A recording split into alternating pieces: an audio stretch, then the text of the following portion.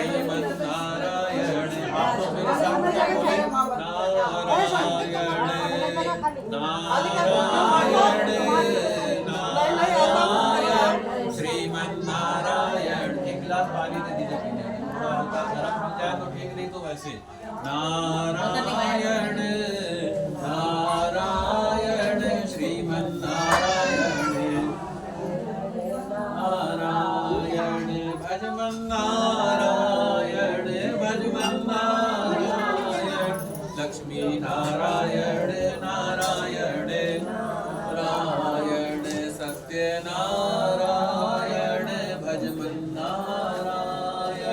श्रीमन्नारायण नारायण नारायण भजमन्नारायण।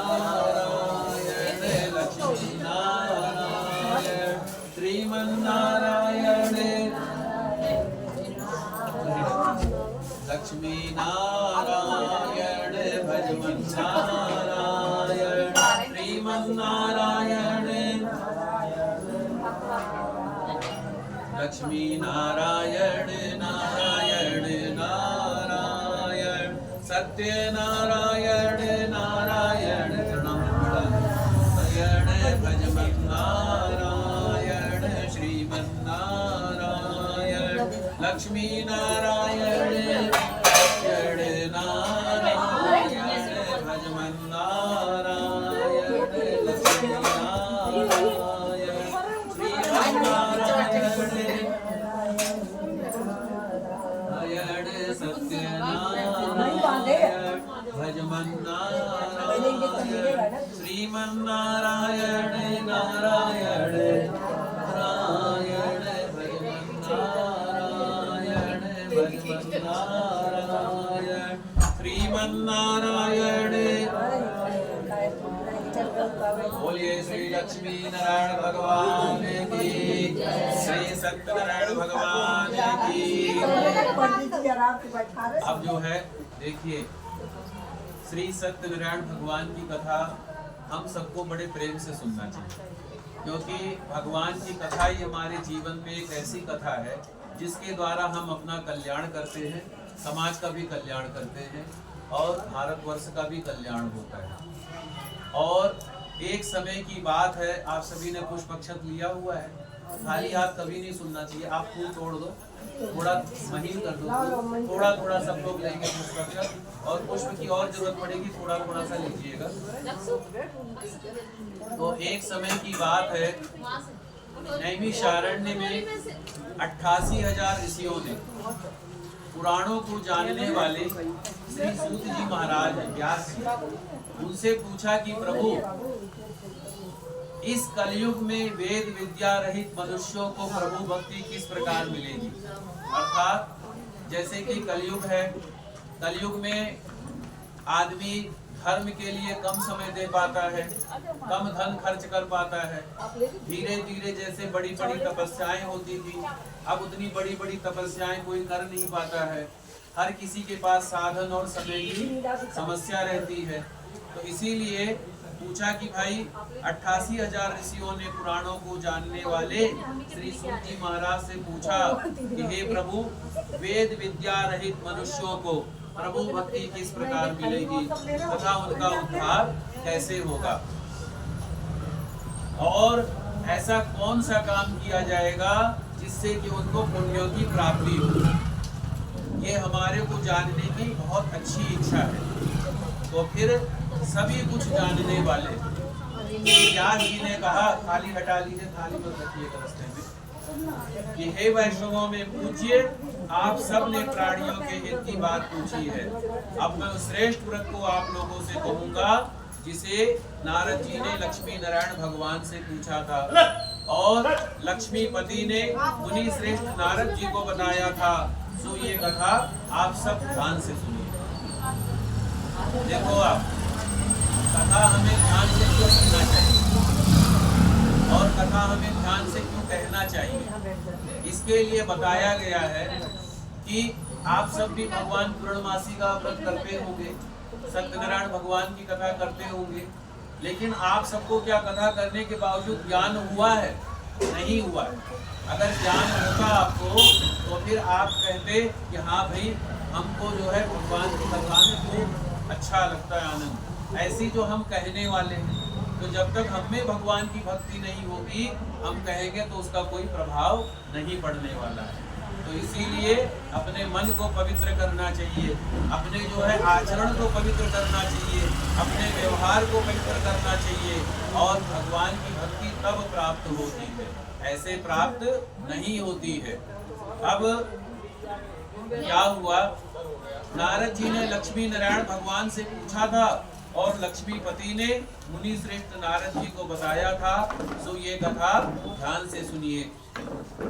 एक बार की बात है, नारद जी जो भगवान विष्णु जी के परम भक्त हैं, नारायण नारायण कहते हुए पृथ्वी लोक पर आए, और नारायण नारायण श्रीमन नारायण नारायण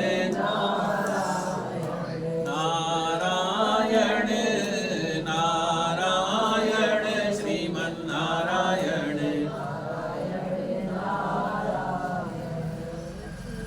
नारद जी आए यहाँ पर पृथ्वी लोक पर, और यहाँ पर आए तो देखा कि हर आदमी दुखी है, हर आदमी यहाँ पर दुखी है।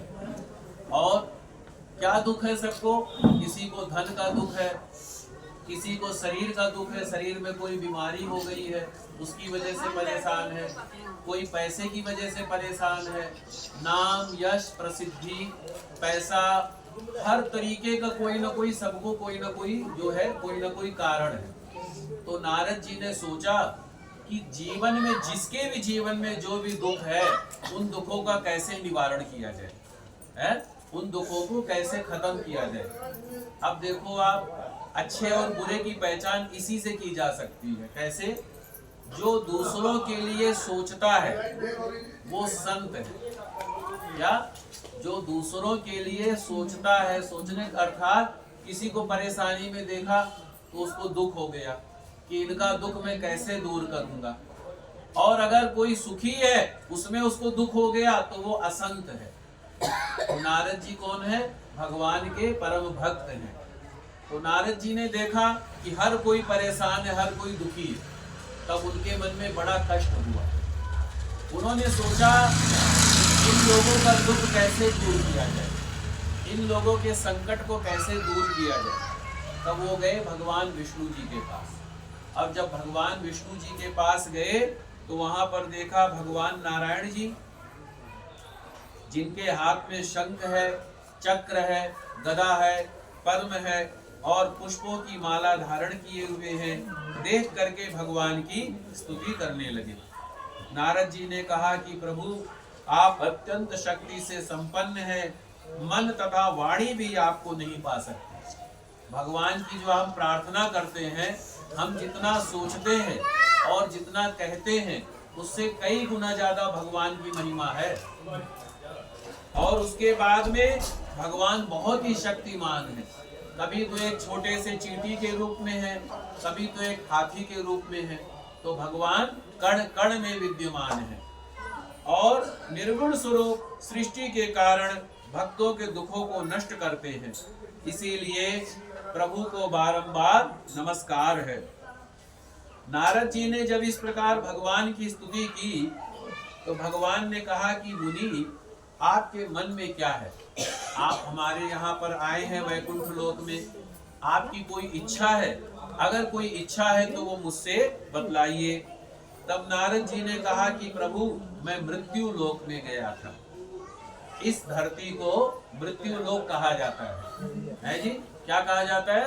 मृत्यु लोक। क्यों कहा जाता है? क्योंकि यहाँ पर जो भी आता है उसको जाना पड़ता है। ठीक है? जो भी आता है उसको जाना पड़ता है। जिसका भी जन्म हुआ है, चाहे वृक्ष हो, पेड़ पौधे हो, पशु पक्षी हो, मनुष्य हो, कोई भी हो, जिसका जन्म हुआ है उसको जाना है। इसीलिए इसको मृत्यु लोक कहा गया है। अब जब आए तब देखा कि नारद जी ने कहा कि प्रभु, मैंने वहां पर हर एक को दुखी देखा, हर किसी को कष्ट में देखा। और आदमी कष्ट में क्यों आता है? आप लोग जानते हैं आदमी कष्ट में क्यों आता है, दुखों में क्यों आता है? मोह सकल व्याधिन कर मूला, तिन ते भय उपजई भवसूला। आदमी दुख में आता है मोह के कारण। किसके कारण? मोह के कारण, आसक्ति के कारण उसको दुख होता है। और अगर मोह नहीं होगा तो उसको कोई कष्ट नहीं होगा, पर मोह होता है, आसक्ति होती है, इसीलिए उसको कष्ट होता है। और हर आदमी अपने कर्म के अनुसार दुख पाता है। ना कोई किसी को दुख देता है, ना कोई किसी को सुख देता है। ये भगवान जी बैठे हुए हैं। हमारे जीवन में कोई कष्ट आता है तो हम कहते भगवान ने हमें कष्ट दिया, सुख आता तो कहते हमने सुख लिया। लेकिन भगवान भी आपको सुख और दुख नहीं देते। ये आप लोगों को मैं बता रहा हूँ, भगवान भी आपको सुख और दुख नहीं देते। सुख और दुख आपको अपने कर्म के अनुसार भोगना पड़ता है। और अगर कोई आदमी इस जन्म में बहुत अच्छा काम किया है और उसको कष्ट पे कष्ट मिल रहा है, तो इसका अर्थ है पिछले जन्म में कोई वो गलत काम करके आया है जिसको वो भोगना पड़ रहा है। और दूसरी बात, कर्म का क्षय कभी नहीं होता। क्या? कर्म का क्षय कभी नहीं होता। जो आप करोगे वो आपको भोगना पड़ेगा। तो इसीलिए आदमी अपने कर्मों के अनुसार दुख पाता है। और दुख कैसा? जैसे कोई बीमार है, बीमारी से हर तरीके से दुख तो दुख है, कई प्रकार के कष्ट होते। तो क्या है कि भगवान, जब नारद जी ने भगवान से कहा कि उनका दुख दूर कर दो, मैंने लोगों को देखा हर आदमी परेशान है, कुछ ऐसा उपाय बताओ कि उनका दुख खत्म हो जाए, उनका कष्ट खत्म हो जाए। तब भगवान ने कहा कि नारद जी, तुमने ये बहुत अच्छी बात पूछी। अब अच्छे और बुरे की यही पहचान है। क्या? जो दूसरे को परेशानी में देख के खुद परेशान हो जाए वही अच्छा व्यक्ति है।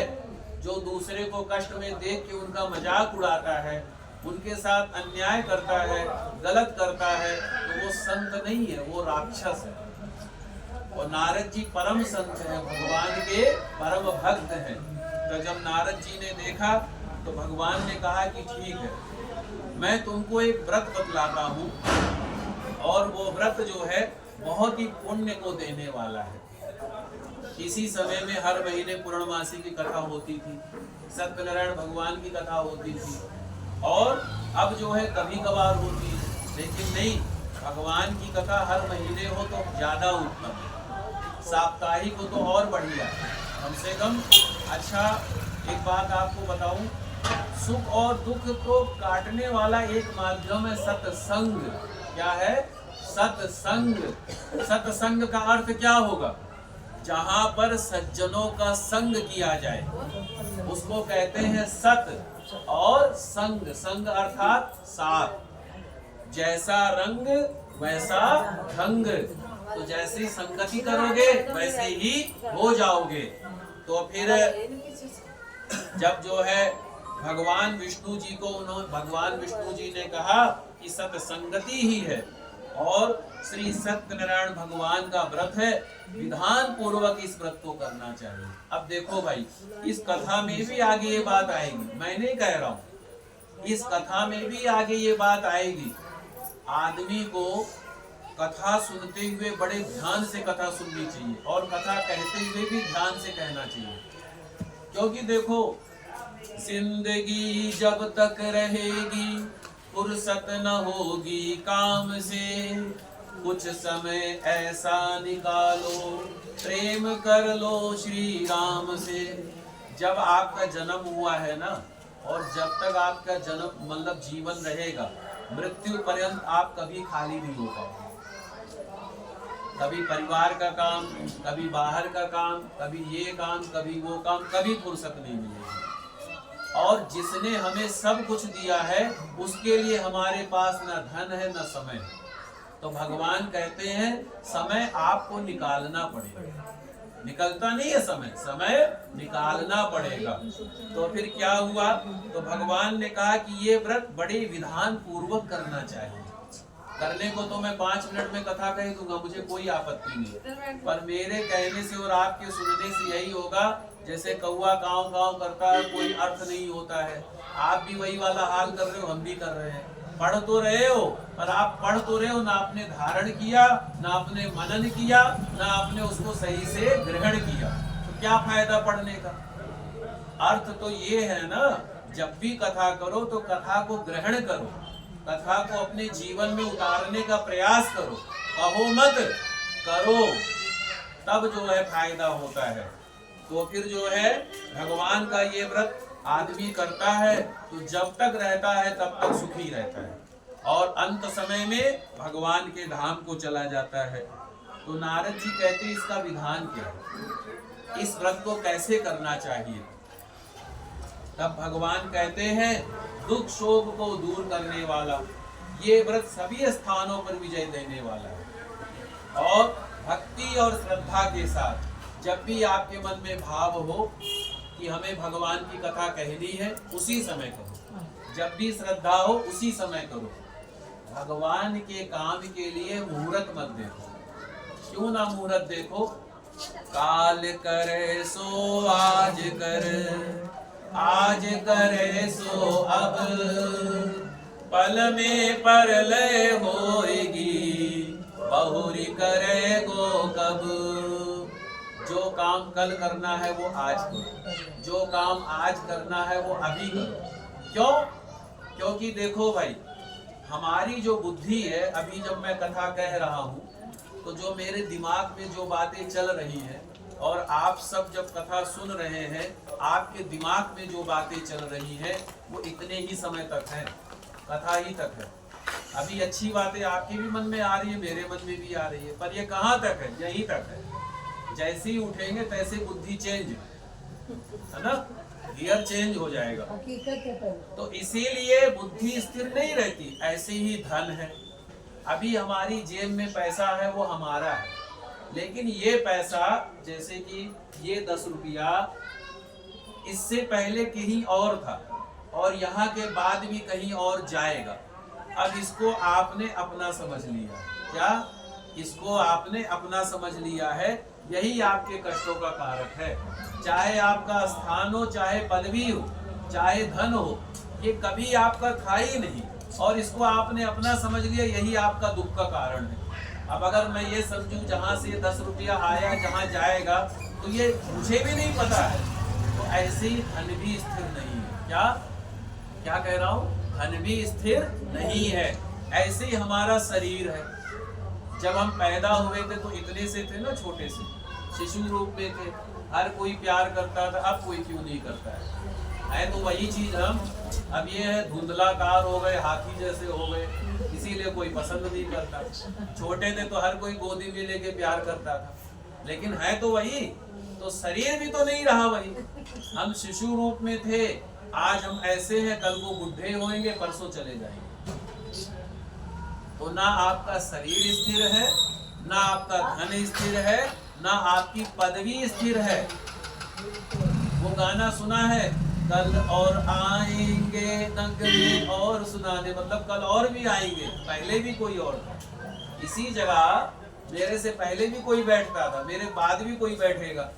अब इसी को समझ के मैं मगन हो रहा हूँ, और बैठेगा कोई और, ये तो पक्का है, ये पक्का है, कोई और बैठेगा, ये हो ही नहीं सकता कि मैं बैठा रहूं। अच्छा चलो मान लो मैं जब तक मेरा शरीर रहूंगा, मरने के बाद क्यों जाता हूं मैं, मरने के बाद तो जगह छोड़नी पड़ेगी कि नहीं छोड़नी पड़ेगी। तो इसीलिए आपका कुछ भी स्थिर नहीं है। तो इसीलिए जब भी समय हो, जब भी मन में भाव आए, हमें भगवान की कथा करवानी है, तीर्थ जाना है, किसी को दान देना है, तुरंत कर डालो। क्या? तुरंत कर डालो, उसमें सोचो मत। आप बैठ जाइए, थोड़ा कुर्सी ले लीजिए, क्योंकि मेरा आदत है मैं कथा भाव से करता हूँ। थोड़ा बैठ जाइए। अच्छा अच्छा, चाय ले लीजिए, थोड़ा चाय को यहाँ बैठ जाइए सर, थोड़ा मोड़ा दे दीजिए, मोड़ा दे दीजिए, मोड़े बैठ जाए। नहीं, वो नीचे नहीं बैठा जाता ना, कथा में सोना नहीं चाहिए ना। नहीं, एक्चुअली देखो आप, हमारा क्या है, नहीं ऐसा कुछ नहीं। आप वो मोड़ा ले लीजिए, उसमें देखो आप, हम लोगों की तो आदत होती 9-9 10-10 घंटा ऐसे जमीन पर बैठने की, पर आप सब लोग अपने घर का काम काज देखते, खाना पीना अपना बाहर का इधर उधर का सब व्यवस्था देखते हैं, तो आप लोगों को कार्यशैली अलग है। तो मैं अपने साथ नहीं जोड़ रहा हूँ, जिसमें आप लोगों को सुविधा लगे आराम से बैठो, ठीक है। तो जी इसीलिए आदमी को जैसी व्यवस्था हो तुरंत कर डालो। जब तक शरीर स्वस्थ है दान करो, खूब घूमो टहलो, खूब दान पुण्य करो, बचाओ भी। और जब तक बुद्धि में पवित्रता है अच्छे काम करो। और दूसरी बात, जब तक धन है तब तक दान करो, क्योंकि ये धन किसी और के पास जाएगा कल। पंडित जी कैसे घूमे, लेकिन पैरवा में तो दिक्कत, पैरवा में तो दिक्कत, तो फिर आप प्रयास तो करो। मान लो हमारे पास में थोड़े कम है, थोड़े कम साधन है। अच्छा, पैर में दिक्कत कब से है? 5-10 साल से है, बहुत दिन हो गए पंडित, लेकिन जन्म से तो नहीं रहा होगा। नहीं। हाँ, तो आप समझिए फिर कहने का अर्थ क्या है कि ये शरीर की स्थिति बदलती रहेगी, ये कभी स्थिर नहीं रहेगी। कल को जो बहुत खूबसूरत दिखता था आज वो बुढ़ा हो गया, आज कोई देखने को मन नहीं करता, क्या करोगे? सीधी सी बात, तो शरीर भी खराब और धन भी कहीं और चला गया और पदवी भी कहीं और चली गई। आज जिसकी कुर्सी कल कोई और बैठता था, आज कोई और बैठ रहा, कल कोई और बैठेगा। तो इसीलिए आदमी को तुरंत दान करना चाहिए। तुरंत जो है मतलब कि सतपात्र को दान करो, तीर्थ सेवा करो। और शाम के समय कथा कहनी चाहिए। किस समय? शाम के समय, शाम के समय कथा कहनी चाहिए। और भगवान, हाँ भगवान के पूजन की सामग्री लानी चाहिए। क्या? केले का फल, घी, दूध, शहद, शक्कर आदि ये सब सामग्री ला करके भगवान को भोग लगाना चाहिए। फिर उसके बाद में ब्राह्मण को दक्षिणा दे, वस्त्र दे, मान सम्मान करे और उसके बाद में कीर्तन आदि करके समय बिताना चाहिए। ऐसा जो करता है तो भगवान कहते हैं मैं उसके सारे दुखों को खत्म कर देता हूँ, सारे कष्टों को कम कर देता हूँ, खत्म कर देता हूँ। लेकिन जो ऐसा करता है सो, अब कई लोग मुझसे कहते हैं भगवान की कथा हम काफी समय से कर रहे हैं, हमारे तो दुख और बढ़ते जा रहे हैं, कम नहीं हो रहा है और बढ़ता जा रहा है। तो वो इसलिए बढ़ता जा रहा है क्योंकि आपने भगवान से भाव कौन सा रखा है? भगवान से भाव आपने रखा है व्यापार का। कौन सा? व्यापार का। इसीलिए आप कष्ट में हो। भगवान से भाव कैसा रखना चाहिए? जैसे आप किसी को बहुत ज्यादा सच्चा प्यार करते हो, जिसको भी प्यार करते हो, चाहे पत्नी को करते हो, पति को करते हो, बेटे को करते हो, बेटी को करते हो, किसी को भी करते हो, वैसा ही प्यार भगवान के साथ। और जब कोई किसी से सच्चा प्यार करता तो डिमांड नहीं करता। क्या डिमांड? यानी कि मेरे को मेरी शर्तें नहीं होती जो सच्चे प्यार में। तो ऐसे ही भगवान से कोई कामना नहीं होनी चाहिए, तब भगवान आपको योगक्षेम वहम्यहम्। हालांकि भगवान आपके कर्म के अनुसार ही सुख दुख देते हैं, लेकिन जब आप उनको अपना बना लेते हो तब वो आपको अपना बना लेते हैं। और दूसरा क्या है? जैसे कि हम हैं, अब हमसे कोई हमारा रूप चाहता है, जब हम सुंदर होते कहते भैया बहुत खूबसूरत है। कोई हमारा शरीर कहते बहुत बलिष्ठ, लंबा चौड़ा है, बहुत ताकतवर है। कोई हमारे धन को चाहता, हम अरबोपति हो गए, निगाहें सबकी लग गई, पैसे इसके पास ही निकालना है किसी न किसी तरीके से। लेकिन क्या कोई ऐसा भी व्यक्ति है जो सिर्फ हमें चाहता हो? ना हमारे धन को चाहता हो, ना हमारे बल को चाहता हो, ना हमारे पदवी को चाहता हो, ना हमारे रूप को चाहता हो, सिर्फ और सिर्फ हमें चाहता हो? ऐसा शायद कोई नहीं है, ना परिवार में ना बाहर कोई नहीं है ऐसा। ऐसा सिर्फ ये है। कौन है? भगवान है। भगवान ना आपके रूप को चाहते हैं, ना आपके धन को चाहते हैं, ना आपके बल को चाहते हैं, ना आपके यश को चाहते हैं। भगवान सिर्फ और सिर्फ आपको चाहते हैं। और हम क्या करते हैं?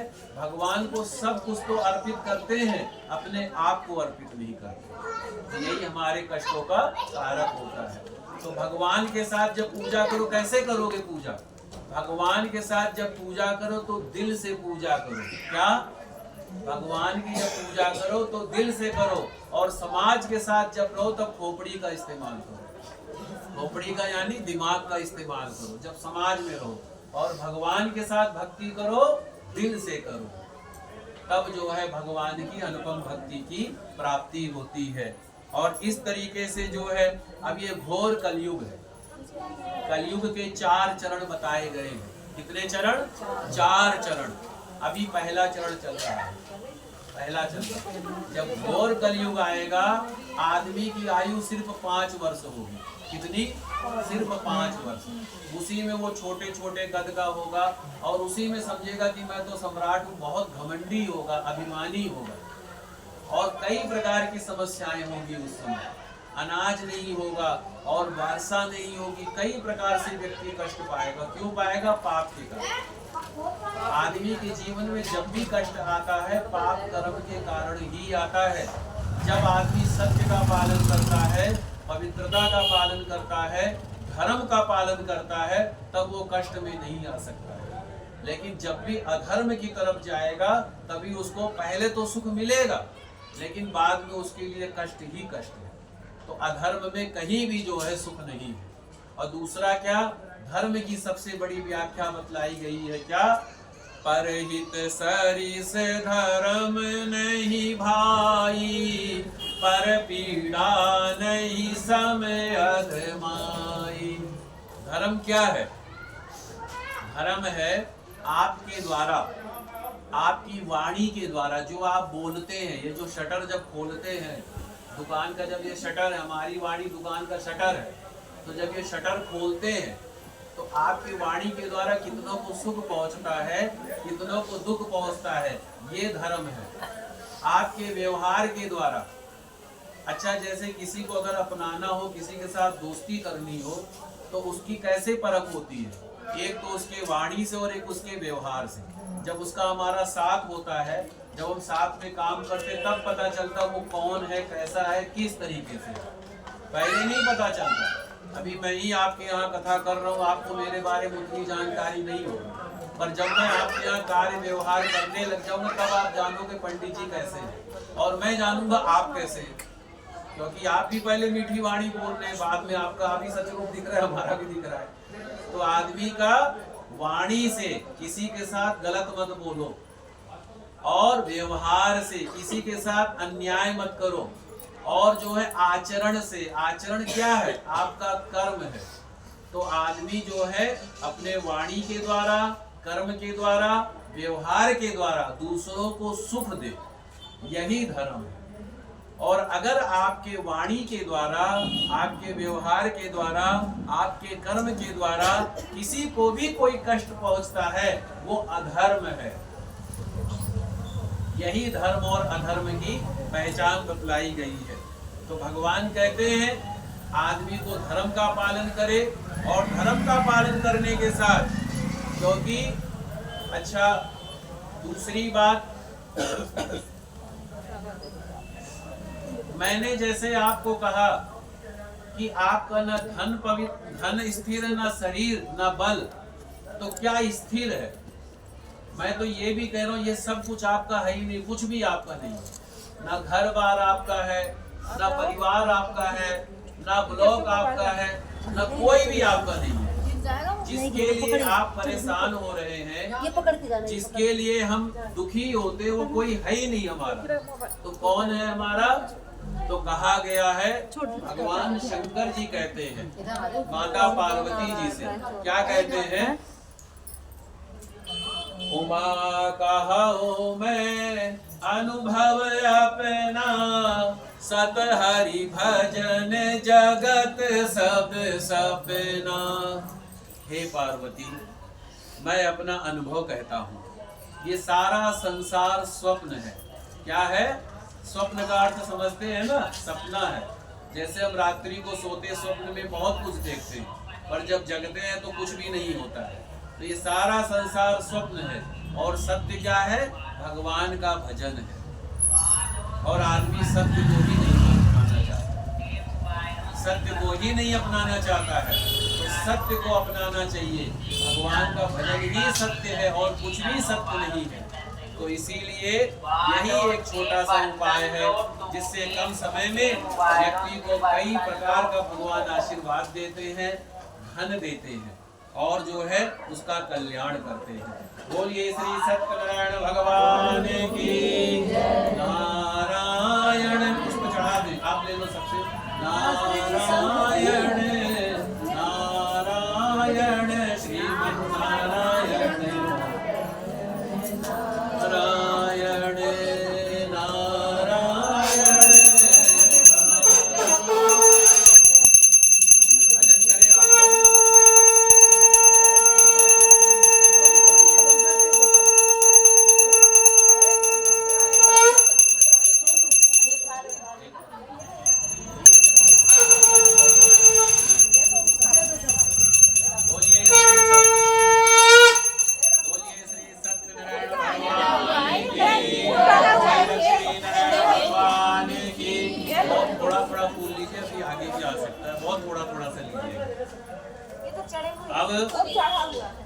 आगे की कथा है कि जिन्होंने पहले समय में इस व्रत को किया है उनका मैं इतिहास कहता हूँ। श्री व्यास जी कहते हैं, सूत जी महाराज,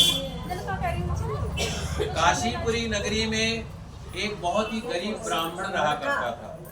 वो ब्राह्मण रोज सीधा पानी मांगने जाता था और भिक्षा मांग करके अपनी व्यवस्था चलाता था। एक दिन की बात है, ब्राह्मण गया भिक्षा मांगने के लिए पर उसको भिक्षा में कुछ भी नहीं मिला। तब वो बहुत ही ज्यादा निराश हुआ। उसने सोचा कि अब मैं करूं तो क्या करूं, किससे मैं अपनी व्यवस्था चलाऊं, कैसे मैं अपना कार्य चलाऊं। आपको पता है, आपके घर में कोई भी पूजा पाठ होता है तो ब्राह्मण ही क्यों आके कराता है? इसलिए कराता है क्योंकि शास्त्रों में कहा गया है, शास्त्रों में कहा गया है, ब्राह्मणोस्य मुखमासेत बाहु राजन्यः कृतः, अर्थात ब्राह्मण की जो वाणी होती है भगवान की वाणी होती है। जन्म से ले करके दक्षिणा चढ़ाती है, अंत समय तक ब्राह्मण के द्वारा ही आपके सब काम सिद्ध होते हैं। आ जाइए, यहाँ जगह है, इधर भी आ सकते हैं, उधर बैठ जाइए। तो जब लोटा हटा लीजिएगा, लोटा किसी पैरों में ना आ जाए। तो फिर जो है भगवान विष्णु जी ने ब्राह्मण का वेश धारण किया। आ जाइए, और वेश धारण करने के और ब्राह्मण का वेश धारण करने के बाद में उस ब्राह्मण से पूछा कि भाई आप क्यों दुखी हो, क्या कारण है, क्यों परेशान हो? तो बोले महाराज, अगर कोई दुख है ना तो सबसे बड़ा दुख जो है गरीबी का दुख है, और आज के समय में तो सबसे ज्यादा ही है। भाई आज के समय में पैसे की बाहुल्यता सबके पास है, तो जिसके पास पैसा नहीं है वो निर्धन है, और जिसके पास पैसा नहीं होता उसका उतना सम्मान भी नहीं होता। आजकल चेहरा देख करके भी तो लोग बात करते हैं, कपड़ा देख करके भी बात करते हैं, लेकिन जी चेहरा देख के कथा कहते हैं। पता चले प्रधान के घरे गए तो बड़े खुश हुए, प्रधान के पड़ोसी घरे गए तो मुंह फुला लिए। दक्षिणा की वजह से पब्लिक की कमी भी नहीं है, दक्षिणा कम मिलेगी दक्षिणा की वजह से ना पंडित जी, तुम्हारी दक्षिणा की वजह अब देखो, प्रधान जी के यहाँ आए तो मोटी दक्षिणा मिल गई, और जगह गए थोड़ी कम दक्षिणा मिली। ऐसा पंडित। हाँ, तो ऐसे क्या है कि मतलब कि तो चेहरा देख करके, वस्त्र देख करके भी सम्मान होता है। अब देखो, एक कथावाचक है, जैसे यहाँ पर देवकी नंदन ठाकुर जी आ जाए, किशन चंद्र शास्त्री जी आ जाए, तो उनके लिए 15-20 लाख रुपया व्यवस्था होती कथा, ठीक है। एक कथावाचक पंडित किशन शास्त्री जी आपके बीच में बैठे हुए हैं, नाम भी वही है किशन शास्त्री। पंडित किशन शास्त्री जी भी बैठे हुए हैं, तो वो भी कथा कह रहे हैं, वो भी कथा कह रहे हैं, पर उनके और इनमें फर्क क्या है? फर्क ये है, उनके साथ 5-6 गाड़ियां हैं, हजारों शिष्य हैं और कई सारे आश्रम हैं। अब इनके साथ अभी शिष्य नहीं है, आश्रम नहीं, इसीलिए कथा वही है, लेकिन नजरों का फर्क है। तो ऐसे ही धन की, प्रतिष्ठा की बाहुल्यता बहुत ज्यादा है। ऐसे ही कोई पैसे वाला व्यक्ति है, उसका सम्मान होता है, लेकिन कोई गरीब है उसका उतना सम्मान नहीं होता है। तो बच के चलेंगे, कभी सीध जाएंगे। हाँ, तो पैसे का बहुत बाहुल्यता है, आज के समय में ज्यादा है। और कहा गया है, सभी पूछेंगे आप कैसे हैं जब तक आपके पास पैसे है कि नहीं? सभी पूछेंगे आप कैसे हैं जब तक आपके पास पैसे। ऐसा ही सब कुछ है, नोट ही सब कुछ है, नोट नहीं तो कुछ नहीं। तो गरीबी का जो कष्ट होता है, मैं तो कहता हूँ भगवान किसी को ना मिले, किसी को भी ना मिले। और प्रभु इतना तो दे, सबकी व्यवस्था ठीक ठाक चले, किसी को व्यवस्था में कोई परेशानी ना हो। तो ब्राह्मण से सबसे ज्यादा प्रेम पता है कौन करता है? भगवान करते हैं। और क्यों करते हैं? क्योंकि देखो, आपके घर में पूजा हुई, ब्राह्मण को बुलाया, चाहे आपने हमारी जगह किसी को बुलाया और किसी को बुलाया, हमको बुलाया, पर आए तो पंडित जी है ना, कोई और तो नहीं आया। एक तो पंडित जी आपके जन्म से लेके आखिरी समय तक सब जगह कार्य कराते हैं। जब जन्म होता नामकरण पंडित जी कराते हैं, ठीक है, शादी हुई पंडित जी कराते हैं, और अंत का कर्म भी, और अंत का जो अंत के बाद का जो कर्म है श्राद्ध आदि ब्राह्मण ही कराते हैं।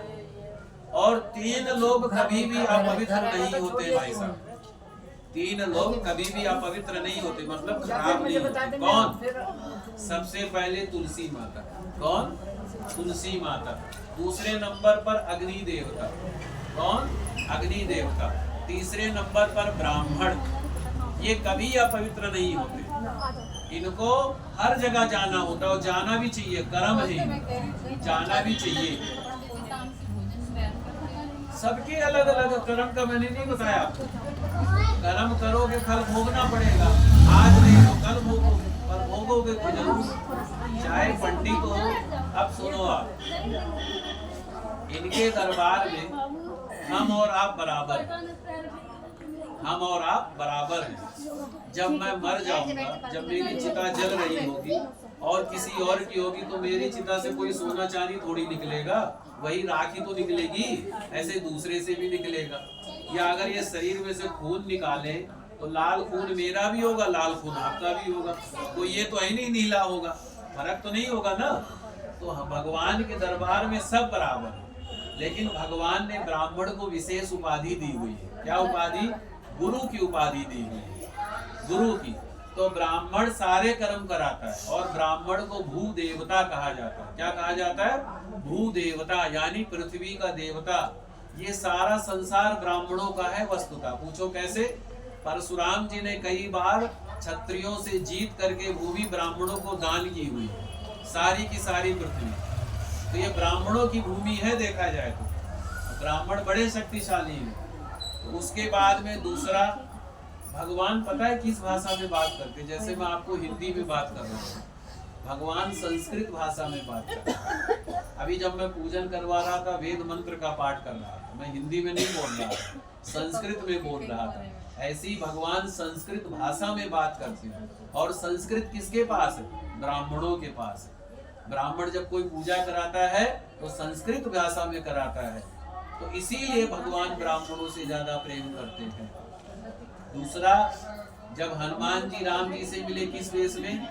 ब्राह्मण की वेश में मिले। जब समुद्र देवता के लिए राम जी ने संधान किया, तो समुद्र देवता किस वेश में आए? ब्राह्मण की वेशभूषा में। ब्राह्मणों की बड़ी महिमा कही गई है, तो ब्राह्मण से सबसे ज्यादा प्रेम भगवान करते हैं।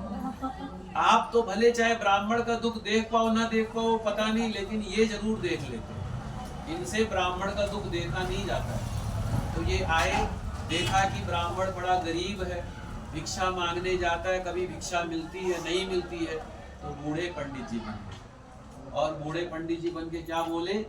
आयुष कामा यशस् कामा पुत्र कामस्तथैव च आरोग्यम धन कामस्य सर्वे कामा भवन्तु ते।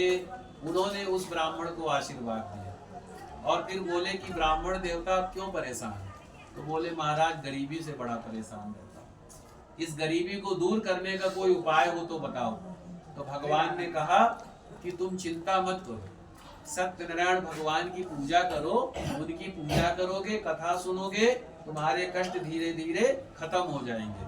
तो ब्राह्मण ने कहा कि ठीक है, लेकिन ब्राह्मण ने कहा कि प्रभु मेरे पास तो शाम के भोजन की व्यवस्था नहीं होती है, और भगवान आपकी कथा में तो खूब धन खर्च होता है, वो धन मैं कहाँ से लाऊंगा? तो बोले चिंता मत करो, तुम एक काम करना, तुम जब भिक्षा मांगने के लिए जाना, घर से निकलना, तो ये सोच लेना कि आज मैं भिक्षा मांगने जाऊंगा, जो मिलेगा उसी से भगवान आपकी कथा करेंगे। तो फिर ये संकल्प होता है। जैसे मैं आपसे कह दूं जी भागवत कराना है, तो आप कह दो पंडित जी व्यवस्था नहीं है, धन नहीं है, लेकिन जब आप संकल्प करोगे तो धन भी होगा, व्यवस्था भी होगी। पर संकल्प मन में सोचना पड़ेगा कि करना है तो करना है। जैसे कोई काम करना हो तो करते हैं ना। तो ब्राह्मण देवता गए और जा करके वो जो है रात्रि में उन्होंने विश्राम किया, पर उनको रात भर नींद नहीं। जैसे हमें कोई काम करना होता है तो हमको नींद नहीं आती, होता कि भाई जल्दी से जल्दी ये काम करना है। तो ऐसे ही ब्राह्मण को नींद नहीं है, सुबह सुबह वो उठे और नहा धो करके संध्या किया, भगवान का पूजन किया और भगवान से प्रार्थना किया कि प्रभु आज मैं भिक्षा मांगने जा रहा हूँ और जो भी भिक्षा में मिलेगा उसी से आपकी पूजा करूँगा। तो ब्राह्मण देवता गए भिक्षा मांगने, और भिक्षा मांगने गए तो जब इन्होंने भगवान के नाम का संकल्प लिया तो उसी की भगवान की कृपा से धनिकों की बस्ती में पहुंच के अधिक धन प्राप्त हुआ, अधिक पैसे मिले, दक्षिणा मिला। उसी से उन्होंने भगवान का पूजन का सब सामान खरीदा और आकर के विधान पूर्वक भगवान का व्रत किया। वही ब्राह्मण देवता है, रोज भिक्षा मांगने जाते हैं पर उनको कभी भिक्षा मिलती है कभी नहीं मिलती है। पर जब भगवान के नाम का संकल्प किया कि प्रभु आज मैं जा रहा हूँ भिक्षा मांगने, जो भी मिलेगा उसी से आपकी मैं कथा करवाऊंगा, तो भगवान की कृपा से उनको धन की प्राप्ति हो गई। ये होती है सौरभ जी समर्पण की भावना। जब हम भगवान को समर्पण करते हैं ना, मैंने आपको क्या कहा था पहले, आप सब कुछ तो करते हो, समर्पण नहीं करते हो। समर्पण करना सीखो और भगवान के दरबार में जब जाओ तब जो है हर चीजों से बिल्कुल अलग हट जाओ। अपना जो कलेजा है, जो अपना दिल है, वो सिर्फ दिल ही होना चाहिए वहां पर, दिमाग नहीं होना चाहिए। दिमाग लगाओगे तो भगवान की भक्ति को नहीं पाओगे। दिल निकाल के रखो भगवान के आगे, वही सबसे बड़ी भक्ति है। तो इसने ब्राह्मण देवता ने समर्पण किया है। ये कथा हमें समर्पण का भाव सिखलाती है। वही ब्राह्मण देवता भिक्षा मांगने काफी दिनों से जाते हैं पर उनको उतना भिक्षा में नहीं मिलता, और जब भगवान का नाम लेकर के गए और बोले कि प्रभु आज मैं आप जो भी भिक्षा में मिलेगा उसी से आपकी कथा करूंगा, उनको अच्छा धन मिला। उससे आकर के उन्होंने बढ़िया से पूजन पाठ किया। और जब वो कथा कर रहे थे तो एक लकड़ी बेचने वाला भी आया। वो बोले कि भाई मेरा भी, पंडित जी आप क्या कर रहे हैं, ये पूजन क्या है, क्या होता है ये पूजन करने से? तो बताया कि भाई ये पूजन करने से सभी प्रकार की कामनाएं पूरी होती। तो बोले मेरा कामकाज अच्छा नहीं चलता, व्यापार अच्छा नहीं चलता है। तो बोले कि तुम भगवान का पूजन करो, तुम्हारा व्यापार अच्छा चलेगा। तो भगवान की कृपा से उसने भी जाकर के ये संकल्प किया कि आज मैं लकड़ी बेचने जा रहा हूँ, जो भी पैसा मिलेगा उसी से आपकी पूजा करूंगा। ऐसा सोच करके वो गया और भगवान की कृपा से उसको लाभ मिला। उसने भी भगवान का पूजन किया। बोलिए श्री सत्यनारायण भगवान की नारायण नारायण श्रीमन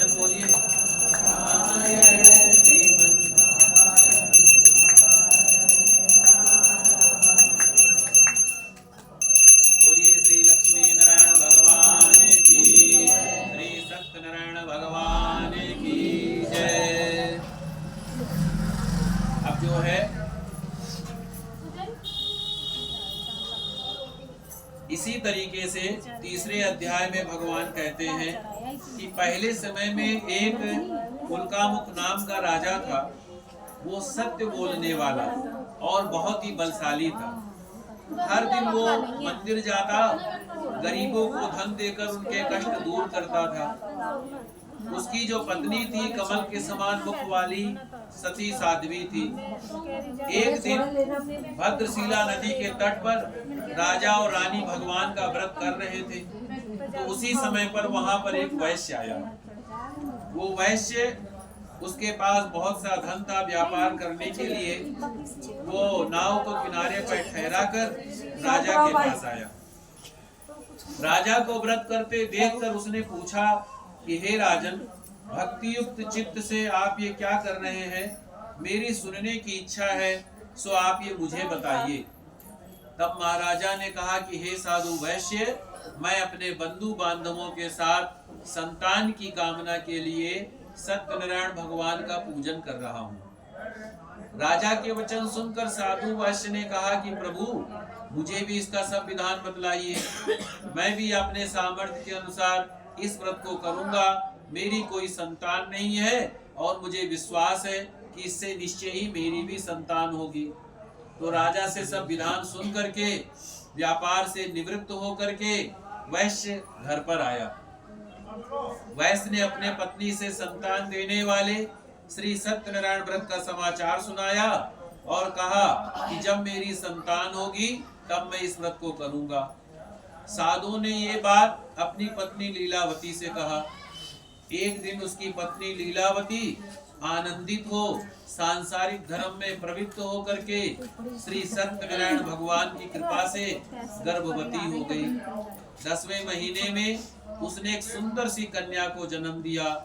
दिनों दिन वो कन्या इस तरह बढ़ने लगी जैसे शुक्ल पक्ष का चंद्रमा बढ़ता है। कन्या का नाम कलावती रखा गया। तब लीलावती ने मीठे शब्दों में अपने पति को कहा कि आपने जो भगवान का व्रत करने का संकल्प किया था, अब आपको उसे पूरा करना चाहिए। साधु वैश्य ने कहा कि हे प्रिय, मैं कन्या के विवाह पर इस व्रत को करूंगा। इस प्रकार अपनी पत्नी को आश्वासन दे वो व्यापार करने गया। कलावती पिता के घर में वृद्धि को प्राप्त होने लगी। लौटने पर साधु ने जब नगर में सखियों के साथ अपनी पुत्री को खेलते देखा तो दूत को बुला करके कहा कि मेरी पुत्री के लिए कोई अच्छा सा वर देख करके लाओ। साधु नामक वैश्य की आज्ञा पाकर दूत कंचन नगर पहुंचा और खोज करके देखभाल करके वैश्य की लड़की के लिए एक सुयोग्य वणिक पुत्र को ले आया। उस सुयोग्य लड़के को देखकर साधु नामक वैश्य ने अपने बंधु बांधवों सहित अपनी पुत्री का विवाह उसके साथ कर दिया। किंतु दुर्भाग्य से